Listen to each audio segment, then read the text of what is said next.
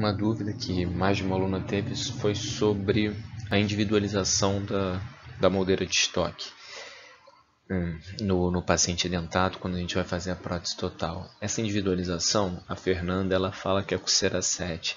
A cera 7 é uma cera muito dura. Idealmente aqui para a gente fazer essa individualização a gente deve usar uma cera periférica, aquela cera que é muito usada na ortodontia também, a cera utility. Então você pode individualizar com esse tipo de cera. Você vai sempre individualizar? Não, você vai individualizar quando você achar necessário.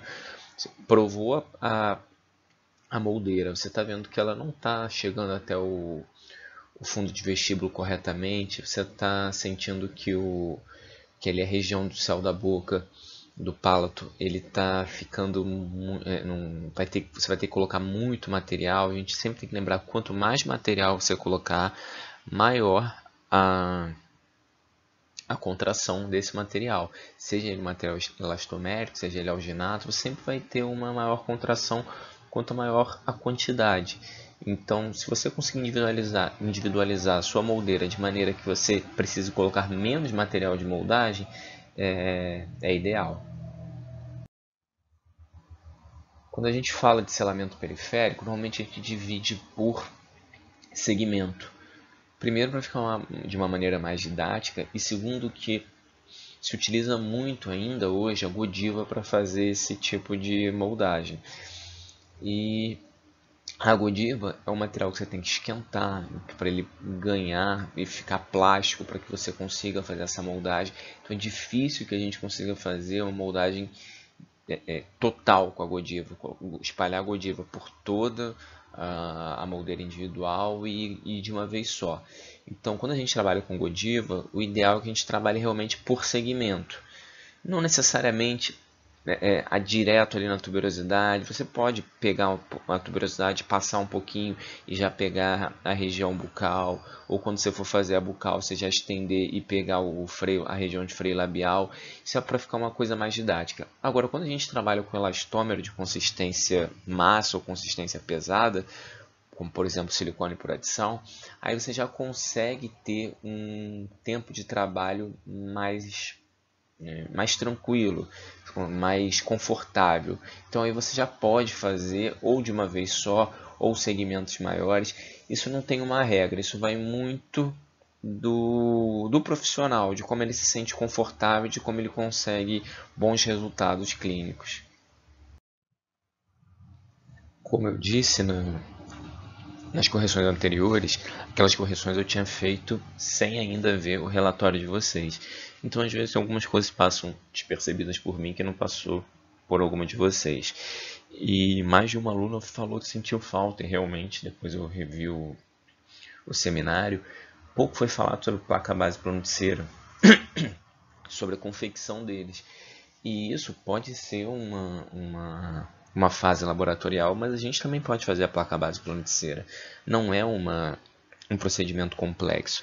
Então, eu acho que sim, faltou. E de qualquer maneira, como era uma sequência clínico-laboratorial, mesmo que a gente terceirize isso para um laboratório, fazia parte do seminário, sim, falar sobre a confecção da placa base plano de cera. Poderia ter sido falado algumas coisas, como a resina que é utilizada para fazer a placa base, pode ser resina autopolimerizável, termopolimerizável, fotopolimerizável. Poderia ter sido falado também algumas características que a cera deve ter do plano de cera. Ela deve ser estável, ela deve ter uma dureza adequada para a gente conseguir trabalhar. Lembrando, quando a gente usa cera dobrada, fica mais fácil dela se soltar quando a gente vai trabalhar. Então o ideal é que a gente derreta aquela cera e utilize o conformador de plano oclusal para fazer. Uma inclinação anterior de 75 graus também é importante. O plano de cera ele não deve ser reto, e quando a gente utiliza o conformador de plano oclusal, ele já dá essa angulação de 75 graus para a gente. Por isso que dá para fazer um plano de cera sem utilizar o conformador de plano oclusal? Dá, mas você utilizando, você já tem essa angulação e a altura do plano de cera padronizados. Aquela distância, tem slide na aula que foi compartilhado com vocês sobre a distância da região mais anterior do plano de cera até a papila piriforme, deve ser uma distância de 12 milímetros. E Esse slide que eu estou colocando aqui, eu não sei se a gente disponibilizou para vocês na aula, mas é um slide também que mostra as dimensões médias no plano de cera. É interessante a gente ver que na região anterior a gente tem uma altura média de 22 milímetros. Quando a gente vai ver a espessura anterior, ela chega a mais ou menos entre 3 e 4 milímetros. Quando a gente vai ver a espessura posterior, é ideal que a gente tenha uma espessura de mais ou menos 9, 10 milímetros.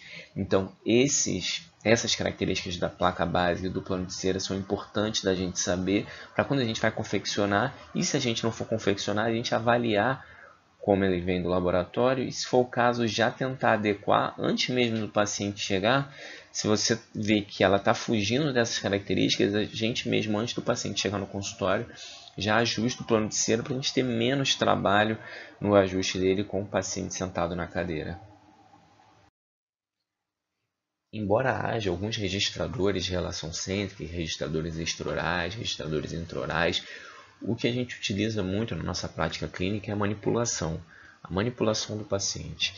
E algumas coisas facilitam a gente a obter um sucesso na nossa manipulação. Como, por exemplo, no momento que a gente está manipulando, pedir para o paciente deglutir. Isso ajuda a fazer com que ele leve a mandíbula para a posição de relação cêntrica. Pedir para o paciente levar a ponta da língua lá no céu da boca, lá atrás no céu da boca, também ajuda. Uma outra tática que a gente pode utilizar é quando o paciente chega no nosso consultório, a gente sabe que naquele dia a gente vai manipular ele, tirar a prótese que ele está fazendo uso naquele momento. Então você tira ele, você deixa ele sem prótese. Por quê? Porque se ele tiver com a prótese, ele automaticamente vai buscar a máxima intercuspidação entre a prótese superior e a prótese inferior que ele usa. Então, no momento que você tira, você também meio que já desprograma o paciente. Então, algumas táticas podem ser utilizadas para facilitar a nossa manipulação. Nenhuma aluna também comentou, quando da moldagem de implante, a importância de além da gente unir os transferentes. Isso foi falado inclusive até pela Larissa, eu lembro bem, mas nem a Larissa que falou sobre implante, nem a Gleice que falou de barra clipe, a Larissa falou de UCLA, a Gleice de barra clipe, a Fernanda Ximenes de protocolo, nenhuma delas falou de quando a gente, depois de unir os transferentes, é interessante a gente romper essa união. Para quê? Para que a gente diminua as tensões na resina. A gente sabe que a resina ela tem uma contração de polimerização inerente ao material. Então, para você reduzir tensão, é interessante que a gente faça um corte, que nem aqui na foto do lado direito. Você vê que ele está cortado, e depois de cortado, a gente vai só nessa região, acrescenta um pouquinho da resina. Isso você diminui a tensão de uma resina e você melhora a sua moldagem. Interessante também lembrar essa etapa do procedimento de moldagem. Outra dúvida que surgiu foi: uma barra clip, eu preciso fazer o selamento periférico? Eu preciso fazer a moldagem funcional e o selamento periférico? Sim, precisa. Qualquer prótese mucosuportada, ela pode ser implanto ou mucosuportada, ela pode ser dento ou mucosuportada, mas tendo o apoio de mucosa, sendo suportada por mucosa, você precisa sim fazer tanto o selamento periférico quanto a moldagem funcional. Então, próteses como barra clip, overdentro e retida clip encaixe, próteses sobre attachment, sempre você precisa fazer o selamento periférico e a moldagem funcional. Em relação a como eu vou saber a altura da cinta do meu T-Base, o T-Base ele tem diferentes alturas de cinta. Ele tem, por exemplo, quando a gente utiliza anel dente, no anel dente você tem altura de 0,8, 1,5, 2,5, 3,5, 4,5, 5,5. Vai depender do quanto o seu implante está enterrado. Quando a gente está trabalhando com implante Cone Morse, você tem essa reguinha milimetrada que vem no seu kit, E aí seja ele Neodent, seja ele Straumann, seja ele da Sim, você tem essa reguinha que você mede. E cada região dessa preta significa uma altura. Tá? No caso da Neodent, você tem a altura de 0, lá primeira, 0,8, 1,5, 2,5.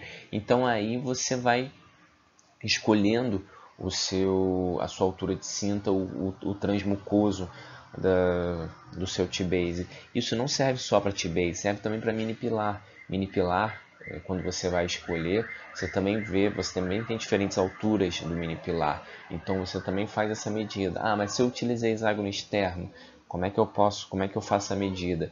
Para hexágono externo, você vai pegar a sua sonda milimetrada, vai posicionar a sua sonda milimetrada na plataforma do seu implante e aí você vai ver o quanto ele fica para fora.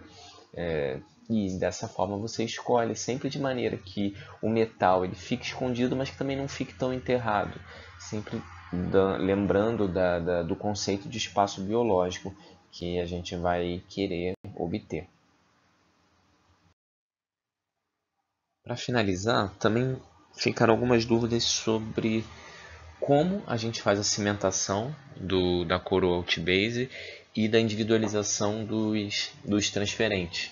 Então, eu mostrei nas aulas 2 vídeos sobre isso e eu vou deixar os vídeos disponíveis aqui no canal, né, tá? Vão ser 2 vídeos separados, um falando sobre a cimentação do T-base e um outro falando sobre a individualização dos transferentes, tá? Mais fácil do que ficar falando, ver o vídeo, eu acho que vai ficar mais fácil para vocês conseguirem visualizar, tá? Qualquer outra dúvida que tenha surgido referente a essa ou as outras apresentações, a gente tem o grupo do WhatsApp que vocês podem utilizar para tirar dúvida, ou pode aqui deixar no comentário alguma dúvida que a gente vai tentando sanar as dúvidas de maneira online por enquanto a gente não pode estar junto presencialmente, tá bom?